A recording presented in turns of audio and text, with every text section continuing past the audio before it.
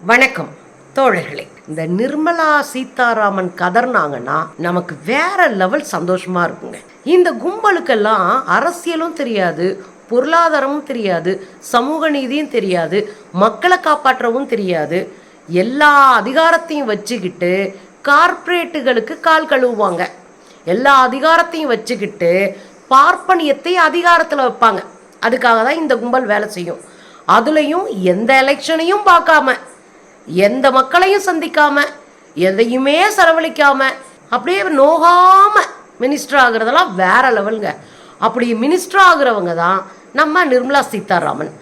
அவங்களுக்கு ஒரு பார்ப்பனிய உடல் மொழி இருக்கும் பாருங்க, அது வேற லெவலில் இருக்கும்.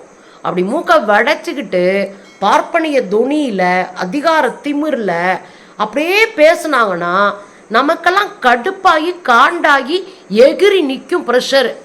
ஆனால் அவரை எகிர வைக்கிறது இருக்குல்ல, ப்ரெஷரை கூட்டி விடுறது இருக்குல்ல, வச்சு வெளுக்கிறது இருக்குல்ல, அதெல்லாம் ரொம்ப கச்சிதமாக செய்கிறது தமிழ்நாட்டு எம்பிக்கள்.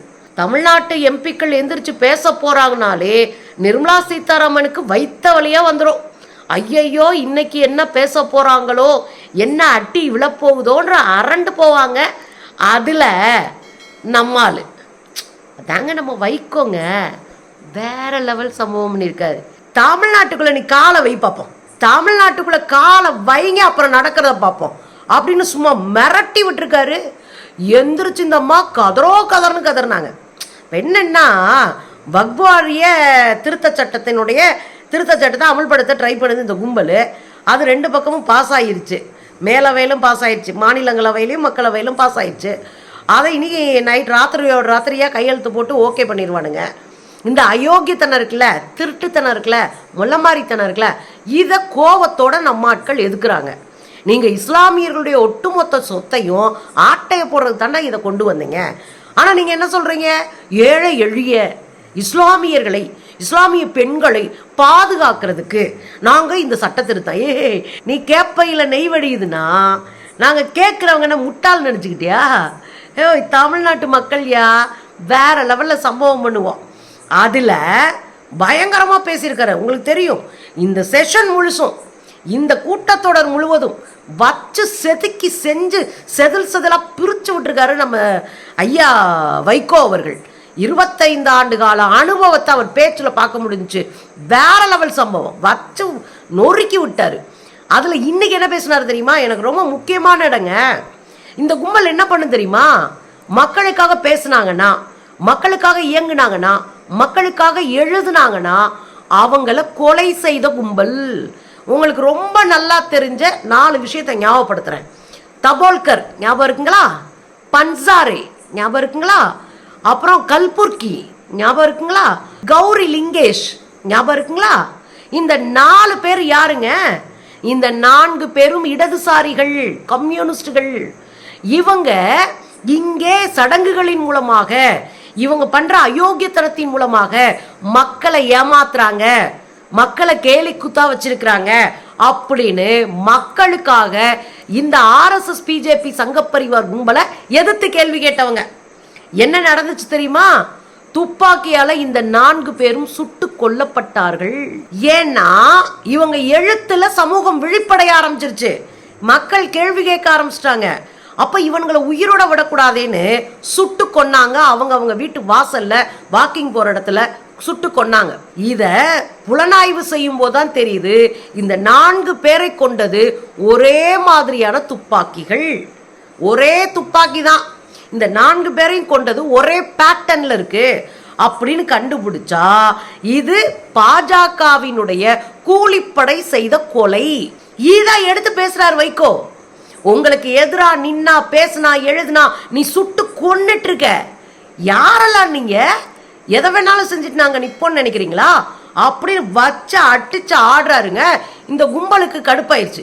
இடையில சும்மா கத்திட்டு இருந்தாங்களே, ஏய் உட்காரு, தமிழ்நாட்டுக்குள்ள கால் வச்சுக்க முடியாது, முடிச்சு விட்டுருவோம் அப்படின்ட்டாருங்க. வேற லெவல் சம்பவம் ஆகி போச்சு. தமிழ்நாட்டுக்குள்ள வந்தா அட்டி வாங்குறது பாஜகவின் வழக்கம். மோடி வந்தாருன்னா கோபேக் மோடி சொல்லிட்டு இருந்த நாம கெட் அவுட் மோடின்னு சொல்ல ஆரம்பிச்சிருக்கோம்.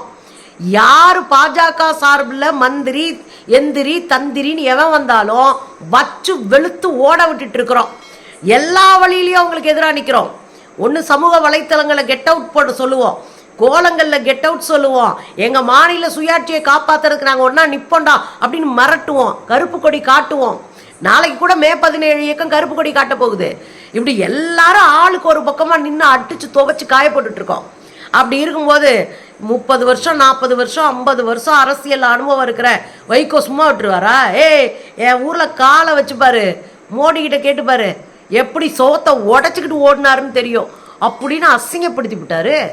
என் ஊரில் காலை வச்சு பாருன்னு அம்மாவுக்கு கொதிச்சுட்டு பாருங்க, கொதின்னு கொதிச்சுட்டாங்களே. அதில் எந்திரிச்சு ஒரு நிமிஷம் இருங்கப்பா, என்ன ஒரு நிமிஷத்தில் அறுத்து தள்ள போகிறாங்க நமக்கு தெரியாது. அவங்க கட்சிக்காரராக இருக்கிற சுப்பிரமணிய சாமியை சொல்கிறாருல, இவங்கெல்லாம் மூளையே கிடையாது, பொருளாதாரத்தை பற்றி ஆனாவே தெரியாது, இன்னையெல்லாம் மினிஸ்டராக போட்டால் இவங்களை காலி பண்ணுறவேன்னு பயத்திலே நீ ஓரம் கட்டி உட்கார வச்சுருக்காங்கன்னு போன வாரம் சொல்ல. அந்த கூமுட்டைங்கெல்லாம் சேர்ந்துக்கிட்டு நெஞ்ச நிமித்திக்கிட்டு நாங்கள்லாம் யார் தெரியுமா அப்படின்றாங்க. யாரு நீங்கள்? யாரு? இருங்கப்பா, ஒரு நிமிஷம் இருங்கப்பா. ஒரு நிமிஷத்தில் என்ன அப்படியே அறுத்து தள்ளிட போகிறீங்க? மேடம், உங்களெல்லாம் தாண்டி நாங்கள் அரசியலில் புளிங்க. ஒரு 100 வருஷம் அரசியலில் ரத்தத்தில் ஊறி போய் கிடக்கு எங்ககிட்ட. நீங்கள் தானே எங்களை பிச்சைக்காரங்கன்னவங்க, நீங்கள் தானே எங்களை கேவலப்படுத்தினவங்க, நீங்கள் தானே எங்களுக்கு காசு கொடுக்க மாட்டேனவங்க, நீங்கள் தானே எங்களுக்கு கொடுக்க வேண்டிய ஈவுத்தொகையை கட் பண்ணி வச்சுக்கிட்டு நெஞ்ச நிமித்திக்கிட்டு ஏதோ உங்கள் அப்பா அத்தா விட்டு காசு கேட்குற மாதிரி எங்களை அவமானப்படுத்தி அசிங்கப்படுத்தினவங்க. எங்கள் மாநிலத்தினுடைய மருத்துவ கட்டமைப்பை சதைச்சவங்க. மதுரையில் எய்ம்ஸ் மருத்துவமனை கட்டுறேன்னு சொல்லிவிட்டு வருஷம் பூரா சும்மா போட்டு வச்சுட்டு இப்போ தானே சுத்துச்சோரையும் கட்டிட்டு தர்றீங்க. நீங்கள்லாம் பேசலாமா? ஒத்த நிமிஷம் வருங்க, நான் அப்படியே பயங்கரமாக அப்படி பிடிச்சேன்னா கேள்வியில் புடின்னு பிடிச்சிருவேன்ற மாதிரி எந்திரிச்சுன்னு அசிங்கப்பட்டாங்க அம்மா. வைகோ எமோஷனலாக பேசுகிறாரு, அதில் ஒரு லைனில் நான் முரண்படுறேன் அப்படின்றாங்க. என்னவா எமோஷனலாக தான் பேசுவோம், இங்கேருந்து வருது இல்லை பேச்சு, இங்கிருந்து வாய்க்கு பொய்யா பேசுறோம்னா வராதே, எமோஷனல் வராதே.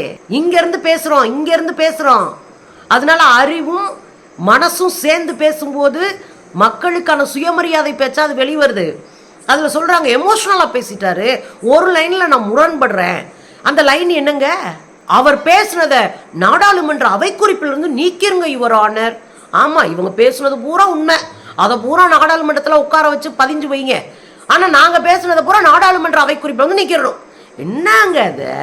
உங்களை கேள்வி கேட்டால் நாடாளுமன்ற குறிப்பில் வந்து நீக்கிடுவீங்க, ஆனால் நீங்கள் பேசுகிற எல்லா அயோக்கியத்தனமும் நாடாளுமன்ற குறிப்பில் இருக்கும். நீங்கள் நேரு காலத்துலேருந்து இன்னைக்கு வரையும் உட்காந்து ஊற வச்சு ஒலை வச்சு புறணி வீசிக்கிட்டு கிடப்பீங்க. அதெல்லாம் கண்டென்ட்னு நம்பி நாங்கள் மக்களவை அவை குறிப்பில் இருக்கோம். என்ன அது? வைகோ பேசுனது அவை குறிப்பில் வந்து நீக்கணுமா? அப்படி என்னங்க பேசினாரு? தமிழ்நாட்டில் கால்வை பார்த்துக்கிறேன், அவர் பார்த்துக்கிறோம்னு கூட சொல்லலைங்க, நம்மளை கூட ஆட்டைக்கு சேர்க்கல. நீ தமிழ்நாட்டில் கால்வை பார்த்துக்கிறேன் அப்படின்னு இருக்காரு. என்னவா? நான் சிங்களா நின்று அட்டிக்கிறவன், என்கிட்ட அரசியல் பேசாத, தமிழ்நாட்டுக்குள்ள கால்வைங்க பார்த்துக்கிறேன் நான் அப்படின்னு மிரட்டி விட்டுருக்காரு. நம்ம கதற ஆரம்பிச்சு பாருங்க. No good. என்னவா இது? சரியில்லை. நான் நோ குட். நீங்க பேசுறது மாத்திரம் சரியா இல்லை? தப்பு சொல்லக்கூடாது. ஏன் சொல்லக்கூடாது? ஏன் சொல்லக்கூடாது? தப்பு சொல்லக்கூடாது அப்படின்னு கதறது இந்தம்மா. பாருங்களேன். One line. ஒரு நிமிஷம் இருங்கப்பா please. He might be very emotional, sir, but that one line he said is objectionable and I will seek your indulgence to remove it. He said Tamil Nadu la kaaruvai paakren. You enter Tamil Nadu, I'll see you. No good. இல்ல, தப்பு சொல்லக்கூடாது. நீங்க அப்படி பேசுறது தப்பு, ரொம்பவே தப்பு. இந்த நாட்டுல யார் வேணாலும் எங்க வேணாலும் கால் வைப்போம், யாருக்கும் அதிகாரம் இல்ல. ஒரு உயிர் Honorable Finance Minister, நீங்க அப்படி பேசுறது தப்பு. ஏங்க, நாங்க பேசுறது தப்பு, நீங்க பேசுறது மட்டும் யோகியம். அதுலயும் இந்த நாட்டுல யார் வேணாலும் எங்க வேணாலும் கால் பதிக்கலாம், போகலாம், வரலாம். அதெல்லாம் எங்களுக்கும் தெரியும் மேடம். யார் வேணாலும் எந்த ஊருக்கும் போகலாம், வரலாம், வியாபாரம் பார்க்கலாம், இருக்கலாம். அதுலெல்லாம் பிரச்சனையே இல்லை. அதனால தான் எங்கள் ஊருக்கு இந்தி பேசுகிற மாநிலங்கள்லேருந்து உழைக்கிற மக்கள் கூட்டமாக வரும்போது கூட அவங்களுக்கு வேலை கொடுத்து பாதுகாப்பான ஒரு வாழ்க்கையை கொடுத்து உட்கார வச்சுருக்கோம்.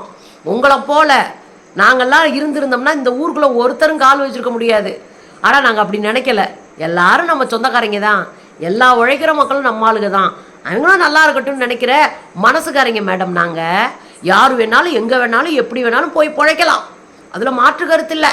ஆனால் தமிழ்நாட்டுக்குள்ளே நீங்கள் பிழைக்கணும்னு நினைக்கிறேன் பாருங்க, அதுதான் நமக்கு இடிக்குது. தமிழ்நாட்டுக்குள்ளே தாமரம் மலர்ந்துரும் நம்புறீங்க பாருங்க, அங்கே தான் நமக்கு எரிச்ச வருது.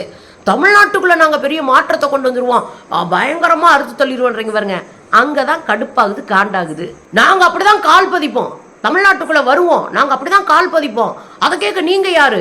நீங்கள் எப்படி சொல்லுவீங்க? உங்களுக்கு என்ன அதிகாரம்? எங்களுக்கு அதிகாரம் இருக்குது, எங்களுக்கு அதிகாரம் இருக்குது. நாங்கள் தமிழ்நாட்டில் இருக்கிறவங்க எங்கள் மாநில சுயாட்சிக்கு எதிராக யார் நின்னாலும் அவங்கள கேள்வி கேட்போம். நாடாளுமன்றத்துக்கு 40 பேரை அனுப்பி வச்சிருக்கிறது உங்கள் கூட உட்காந்து குசாலம் சரிக்கவா, இல்லை நீங்கள் சொன்ன மாதிரி போண்டா சாப்பிட்டு வர்றதுக்கா? இல்லைங்க, உங்களை துவைச்சு பொங்க வைக்கிறதுக்கு தாங்க அனுப்பியிருக்கோம் 40 பேரை. இந்தியாவிலே எல்லா மாநிலத்திலையும் ஒத்த சீட்டாவது வந்துட்டீங்க, கேரளாவிலலாம், திருச்சூரில். ஆனால் தமிழ்நாட்டுக்குள்ளே ஒத்த சீட்டு கூட வாங்க விடாமல் உங்கள் கூட்டணியவே மண்ணக்க வச்சு அனுப்பி வச்சுருக்கோம். ஏன்? எங்களுக்கு உங்களை கட் பண்ணுங்க, எங்களுக்கு நீங்கள் ஆகாதுங்க, உங்களை எங்களுக்கு பிடிக்காதுங்க, நீங்கள் மனித குல விரோதிங்க. அதனால தான் ஐயா சொல்கிறாரு, என்ன சொல்கிறாரு, காலை வச்சு பாரு நான் பார்த்துக்கிறேன் அப்படின்னு. எங்களுக்கு உரிமை இருக்குது, நாங்கள் வருவோம், நீங்கள் யார் அதை சொல்கிறதுக்கு அப்படின்னா நாங்கள் சொல்லுவோம். ஏன்னா எங்கள் எஜுகேஷனுக்கான பணத்தை நீ கட் பண்ண, எங்களுக்கு பேரிடர் நிவாரண நிதியை கொடுக்கல, நாங்கள் கட்டின வரி பணத்திற்கு ஈடாக எங்களுக்கு தர வேண்டிய ஈவு பணத்தை கொடுக்காம ₹1 29 பைசாவை கொடுத்துட்டு உட்காந்துருக்க. எங்கள் ஊருக்கு வர்ற எல்லா தொழிற்சாலைகளையும் பக்கத்து மாநிலத்துக்கு திருப்பி விட்டுக்கிட்டு இருக்க, திருட்டுத்தனமாக திருப்பி விட்டுட்டு இருக்க. அப்புறம் தமிழை நாங்கள் பாதுகாக்க போகிறோன்னு சொல்லிவிட்டு தமிழ் மொழியை அழிச்சு ஒழிக்கிறதுக்கான அசிங்கத்தனமான வேலையெல்லாம் நீங்கள் பார்க்குறீங்க. ஒட்டுமொத்தமாக இந்துக்களுக்கு எதிராக இருக்கீங்க, மாநில சுயாட்சிக்கு எதிராக இருக்கீங்க, மும்மொழி கொள்கையை திணிக்கிறதுக்கான வேலையை பார்க்குறீங்க. அப்புறம் அந்த நியூ எஜுகேஷன் பாலிசி அப்படின்னு ஒன்று கொண்டு வந்து எங்கள் பிள்ளைங்களை உள்ளேயே நுழைய விடாமல், பள்ளிக்கூடத்துக்குள்ளே வர விடாமல் பார்த்துக்கிறீங்க. நியூ எஜுகேஷன் பாலிசியை ஏற்றுக்கிட்ட மாநிலங்களில், வட இந்தியாவில் இந்தி பேசுகிற மாநிலத்தில் 1,50,00,000 குழந்தைகள் பள்ளிக்கூடத்தை விட்டு இடைநிறுத்தமாயிருக்காங்க, ட்ராப் அவுட் ஆகிட்டாங்க, பள்ளிக்கூடத்துக்கு போகலை, படிக்க முடியலை. இப்படி பிள்ளைங்களை பூரா படிக்க முடியாமல் வெளியே தள்ளி விட்டுட்டு நீங்கள் வேடிக்கை பார்க்குறீங்க. அப்புறம் பெரும் பணக்காரர்களாக இருக்கிறவங்களுக்கு இந்த நாட்டினுடைய வளங்களை எல்லாம் அள்ளி அள்ளி கொடுக்குறீங்க. இதெல்லாம் பார்த்து வேடிக்கை பார்க்குறோம்னா எங்களை பார்த்தா காதில் பூவை தொங்க போட்டுக்கிட்டு அலைகிற மாதிரியா இருக்குது. நான் மேடம் நீங்கள் பேசுகிறீங்க, இவ்வளோ பண்ணியும் உங்களை ஜனநாயகமாக நடத்துகிறோம் பாருங்க, இவ்வளோ பண்ணியும் நீங்கள் எங்கள் மாநிலத்துக்குள்ள வந்துட்டு போகிறீங்க பாருங்க. அப்புறம் எங்களுக்கு கிள்ளுக்கிற மாதிரி நீங்கள் யூஸ் பண்ணலான்னு நினச்சா, எங்களை கிள்ளுக்கிற மாதிரி நீங்கள் நடத்தலான்னு நினச்சா, அப்புறம் எங்கள் வீட்டில் இருக்கிற பெரியவங்க அடிக்க தானே செய்வாங்க. அதில் ஒருத்தர் அடிச்சுட்டாரு, நீங்கள் கதறீங்க. என்ன சொன்னார்? கால் வச்சு பாரு தெரியும்னாரு. ஏன்னா மோடிக்கிட்ட போய் கேட்டு பாருங்க, கால் வச்சவர் அவருக்கு தான் தெரியும். இந்த கல்வித்துறை அமைச்சர் இருந்தார் பாருங்க, தர்மேந்திர பிரதான், அவர்கிட்ட கேளுங்க. அவர் கூட போன 2 மாதத்துக்கு முன்னாடி வர்றேன்னாரு, நாங்கள் முடிச்சு விட்ருவோன்னு சொன்னால் அவருக்கு புத்திசாலித்தனம் இருக்குது, அவர் புரிஞ்சுக்கிட்டாரு, அதனால அவர் வரல, காணொலியில் பேசிட்டு கமுக்கமாக இருந்தார். அது மாதிரி இருங்க, உள்ளே வந்தால் நாங்கள் முடிச்சு விட்ருவோன்னு தெரியும், அதில் தெளிவாக இருந்தார் அவர். கல்வித்துறை அமைச்சருக்கு மூளை இருக்குது, அதனால அவர் என்ன பண்ணாரு, கூட இருக்கிற இணைய அமைச்சரை அனுப்பி விட்டுட்டு காணொலியில் பேசிட்டு நான் ரொம்ப பிஸியாக இருக்கேன் அப்படின்னு ஒரு உருட்டி விட்டார் பாருங்க. அந்த அளவுக்கு செஞ்சு பொழைச்சிக்கோங்க. நான் தமிழ்நாட்டுக்காரி, நான் தமிழ்நாட்டுக்கு வந்து அடுத்து தள்ளி விட்டீங்க நீங்கள். இத்தனை முறையாவது திருக்குறளில் சொல்லுவீங்க, இந்த முறை திருக்குறளை கூட சொல்லலையே. அப்போ என்ன அர்த்தம்? காண்டில் இருக்கீங்கன்னு அர்த்தம். அதுக்கு நாங்கள் என்ன பண்ண முடியும்? What is that language? அவங்க கேட்குறாங்க, வாட் இஸ் தட் லாங்குவேஜ்? இது என்ன மொழி? இதுக்குள்ளே ஒரு பார்ப்பனிய அயோக்கியத்தனம் இருக்குங்க. ஒரு நம்முடைய மொழியை, நம்முடைய வெளிப்பாடை, ஒரு பிம்பத்தை கட்டி இது கொச்சையாக இருக்குன்னு சொல்கிறதுக்கான வேலை. இது எவ்வளோ பெரிய அயோக்கியத்தனா? என்ன லாங்குவேஜ் இதெல்லாம்? ஐயோ அப்படின்றது. அப்படின்னா என்ன அர்த்தம்? ஐயோ என்னங்க இப்படி பேசுகிறாங்க, நாங்களாம் அப்படி பேசுவோம், நீங்கள் தானே, நீங்கள் அப்படி பேசுனது தான் நாங்களாம் பார்த்தோமே. எங்கள் ஊர் மக்கள் பூரா தண்ணிக்குள்ளே கிடக்கும்போது எல்லாரும் சாமி கும்பிடுவாங்க, உண்டியில் காசு போடாதீங்க, தட்டில் காசு போடுங்கன்னு பிச்சை எடுத்த கூட தானே நீங்கள். வாட் இஸ் தட் லாங்குவேஜ் அப்படின்னு கேட்டால் இதுதான் எங்கள் மொழி, எங்களுக்கு இப்படி தான் பேச வரும், மூஞ்சிக்கு நேராக பேசுவோம், முதுகு பின்னாடி பேச தெரியாது, முதுகில் குத்த தெரியாது, நேர்மையான அரசியல் பண்ணுவோம், நியாயம் பட்டதை பேசுவோம். அவர் பேசுகிறாரு, எங்கள் மாநிலத்தை ஒன்றுலமாக்கி மாநில சுயாட்சியை காலி பண்ணிட்டு கூட்டாட்சி தத்துவத்தை உடைச்சி இந்திய அரசியல் சாசன சட்டத்தை தெருவில் போட்டு எல்லாத்தையும் முடிச்சு விடுன்னு நினைக்கிறோம். உங்களை பார்த்து கை கட்டி சிரிச்சுக்கிட்டு அப்படியே வாங்க சாமி வாங்க சாமின்னு சொல்கிறதுக்கு நாங்கள் எடப்பாடியாரா? இல்லை அங்கே வந்து டெல்லியில் காற்று கடந்து 3 வண்டியில் மாறி அப்புறம் கையை கட்டி நின்றுட்டு ஐயா வாங்கயான்னு சொல்கிறதுக்கு எங்களை பார்த்தா சொம்பாவாக இருக்கா? இல்லைங்க மேடம், நீங்கள் நினைக்கிற மாதிரிலாம் இல்லைங்க மேடம். நாங்களாம் வேறு டைப்பு மேடம். எங்களுடைய லாங்குவேஜ் அப்படி தான் இருக்கும், எங்களுடைய மொழி அப்படி தான் இருக்கும், எங்கள் வேலை திட்டமே அப்படி தான் இருக்கும். எதிரிங்களை பதற விடுறதும் கதற விடுறதும் எங்கள் வேலை திட்டமே. இங்கே வந்தால் உங்களுக்கு கஷ்டமாக தான் மேடம் இருக்கும்.